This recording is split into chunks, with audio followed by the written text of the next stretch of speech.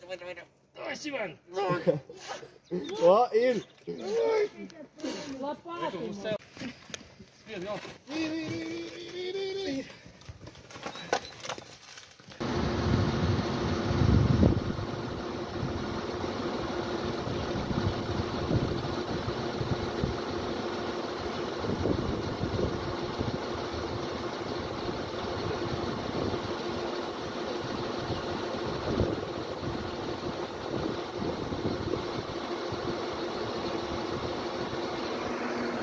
Kāda autos turētāja, iespējams tālbraucēji, nejaušs skatiens uz šosejas ceļmalu šodien paglāba iespaidīgu izmēru meža dzīvnieku no mokošas nāves. Šoferis, redzot, ka Alnis pēdējiem spēkiem cīnās ar dabīgo slazdu, izsauca glābšanas dienestu. Pieļaujams, ka dzīvnieks purvainajā vietā pavadīja vismaz diennakti.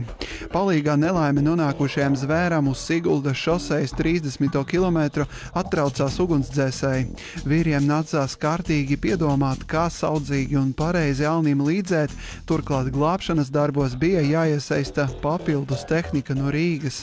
Operatīvi braucām uz notikuma vietu, sagaidīja mūsu pieteicējs te uz vietas un pieņēmām tad mērus, ko mums tālāk darīt. Tad pirmkārt sazinājāmies ar centrālu par to, ka būs nepieciešams manipulators, jo līdzīgas situācijas iepriekš mums jau ir bijušas. Un sākām atrakt Alnim apkārt zemi, lai varētu palikt stropas zem ēdera apakšā. Cik sapratu, tur tieši bija tas tā kā purvaina tāda? Jā, ļoti purvaina vieta. Līdz ko zemes mēs dabujām ārā, uzreiz ūdens krājās iekšā un arī pamazām Alnis arī grib ar vien dziļāk iekšā, ņemot ārā tā zemi. Bet, kad jūs atbraucāt, bija redzama tikai galva? Tikai galva, jā. Lai ugunsdzēsēju glābšanas automobīlim ar manipulātoru nodrošinātu piekļuvi notikumā vietā, uz īsu laiku nācās nobloķēt vienu no šosejas joslām.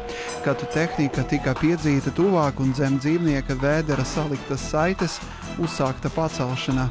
Mēs nezinām, cik ilgi viņš bija tie grāvji, līdz ar to es domāju, ka viņš bija diezgan daudz spēku zaudējis. Un arī ceļot ārā varēja redzēt, ka viņš ļoti lielu pretestību neizrādīja. Līdz ar to mums bija daudz vieglāk viņu dabūt ārā no tā purva. Dzīvnieks bija stipri noguris un nespēja pat paiet.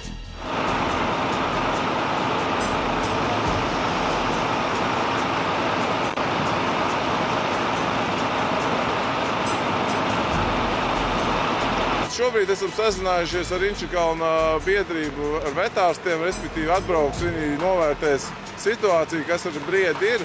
Pēc tām pazīmēm, ko mēs redzējām ceļot ārā, it kā nekādi kājām lūzumi nav, bet viņš ir ļoti noguris, mēs nezinām, cik ilgi viņš ir iekšā bijis, lai vetārs apskata un tad pieņems lēmumu, ko tālāk darīt. Kamēr veterināra ārsti bija ceļā pieskatīt dzīvnieku, atbrauca Inčukalna novada nodaļas pašvaldības policisti. Alnis pēc sasilšanas ar dažādām medicīniskām manipulācijām, ko veica Ulubela patversmes pārstāvji, paša spēkiem spēja atgriezties mežā. Vlads Paļakovskis, Juris Teivāns, Degpunktā.